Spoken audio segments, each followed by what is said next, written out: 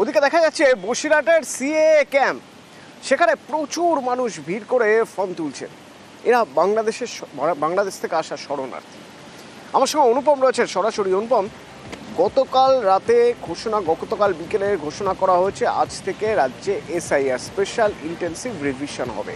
তো আজ কত মানুষ এসেছেন ক্যাম্পে নাম তোলার জন্য? আর আমি যদি গত এক সপ্তাহের খতিয়ান দেখি, কত মানুষ আসতেন নিয়মিত?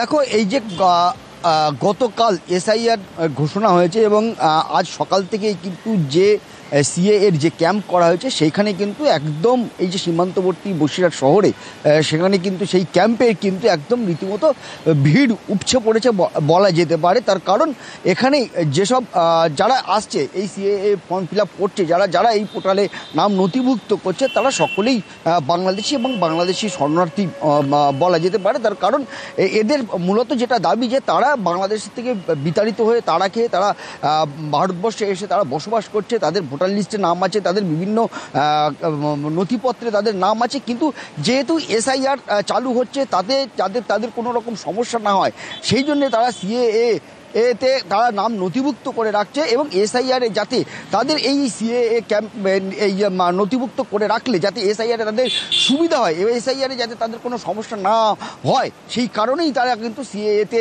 এই নাম নথিভুক্ত করছে। এবং গত 15 দিন ধরে কিন্তু আমরা এই সিএএ ক্যাম্পে কিন্তু রীতিমতো আমরা লোক দেখেছি, কিন্তু কালকে ঘোষণা হওয়ার পরে কিন্তু আজ সকাল থেকে এত লোক দেখা যায়নি আগে। ধন্যবাদ। আমরা সিএ ফর্মটা ফিল আপ করে রাখলাম, যখন আমাদের বাড়িতে যে এসআইআর করতে যাবে তখন আমরা এই সিএ অ্যাপ্লাই করা এটা দেখাবো, দেখালে সেটা আমরা বলবো যে ধর্মীয় কারণ ওখান থেকে অত্যাচারিত হয়ে আমরা এখানে এসেছি। এখানে বাংলাদেশে আমাদের কোনো প্রমাণ নেই, কিন্তু বাংলাদেশে যেখানে থাকতাম সেখানকার ঠিকানা তো অবশ্যই আছে। সেগুলো আমরা এসআইআর সিএ এর মাধ্যমে সেটা আমরা তুলে ধরেছি এবং সেখান থেকে সিএ করে এটা আমরা করেও দিয়েছি। আমরা এখানে এসেছি সিএ ফর্ম ফিল আপ করতে। যে এসআইআর হচ্ছে, আমরা বাংলাদেশ থেকে এসেছি রাতের অন্ধকারে পালিয়ে ধর্মীয় কারণে, যে কারণে এখানে ভারত সরকার আমাদেরকে নাগরিকত্ব দিচ্ছে, তার কারণে আমরা এখানে নাগরিকত্ব করতে এসেছি। কেন্দ্রকে এই রাজ্যে 100 দিনের কাজ শুরু করতে হবে। হাইকোর্টের যে নির্দেশ, সেই নির্দেশকে চ্যালেঞ্জ করে সুপ্রিম কোর্টে গিয়েছিল কেন্দ্র, কিন্তু সেখানেও সুপ্রিম কোর্টও বলে দিল হাইকোর্টের এই নির্দেশই থাকবে।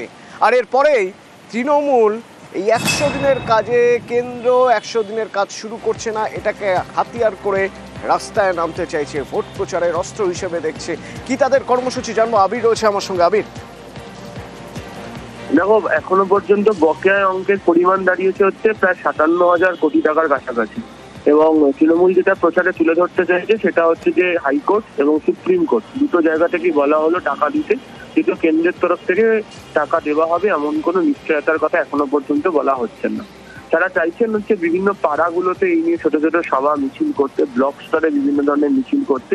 এবং এক্ষেত্রে তারা বলছেন যদি বিজেপি নেতারা যখন প্রচারে আসবেন তাদেরকে একেবারে গান্ধীবাদী নীতি অনুসরণ করতে, তাদেরকে পাশে বসিয়ে এই যে তারা টাকা দিলেন না তার জন্য মানুষের কি পরিমাণ সমস্যার সম্মুখীন হলো সেই প্রসঙ্গের কথা তাদের কাছে তুলে ধরতে। তুমি জানো, গতকালকে অভিষেক সিং উল্লেখ করেছেন যে তারা প্রস্তুতি নিচ্ছেন দিল্লিতে মেগা ধর্ণা করার যদি না কেন্দ্রের তরফ থেকে অর্থ দেওয়া হয়। এবং সূত্রের খবর, বিধানসভা নির্বাচনের আগে লোকসভা নির্বাচনের মতো এই বঞ্চনা বা বকেয়া ইস্যু অন্যতম বড় আকার ধারণ করবে। এর আগেও বিভিন্ন সময় গোটা রাজ্য জুড়ে মিছিল, দিল্লিতে কর্মসূচি, কলকাতাতেও ধর্ণা করতে দেখতে পাওয়া গিয়েছিল, কিন্তু কখনো এই ধরনের পরিস্থিতি তৃণমূল তৈরি করেনি যে বিভিন্ন একেবারে বাড়ি বাড়ি গিয়ে প্রচার করার পাশাপাশি যারা বিজেপি নেতারা রয়েছেন তাদের কাছে গিয়ে তাদেরকে গিয়ে এই অংশের কথা বলা, আদালতের রায় দেখানো এবং শান্তিপূর্ণভাবে তাদের পাশে বসে বলা যে তারা টাকা না দেওয়ার কারণে কি সমস্যার সম্মুখীন হয়েছে, রাজ্যে কি ধরনের কাজ করছে। ফলে এই গান্ধীবাদী নীতিকে অনুসরণ করে এই বঞ্চনা এবং বকেয়া ইস্যুতে পুরোপুরিভাবে প্রচারে নামছে তারা। ধন্যবাদ। আর এই বিজেপি নেতারাই তো বারবার বলেছেন দিল্লিকে বলেছি বাংলাকে টাকা না দিতে।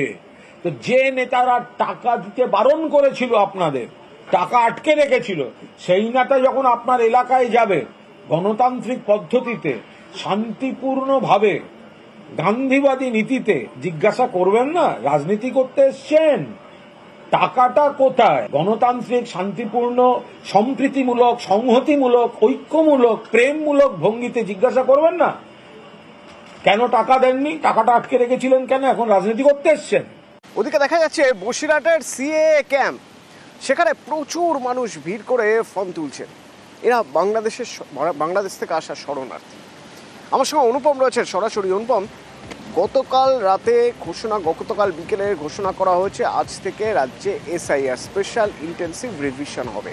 তো আজ কত মানুষ এসেছেন ক্যাম্পে নাম তোলার জন্য, আর আমরা যদি গত এক সপ্তাহের খতিয়ান দেখি কত মানুষ আসতেন নিয়মিত?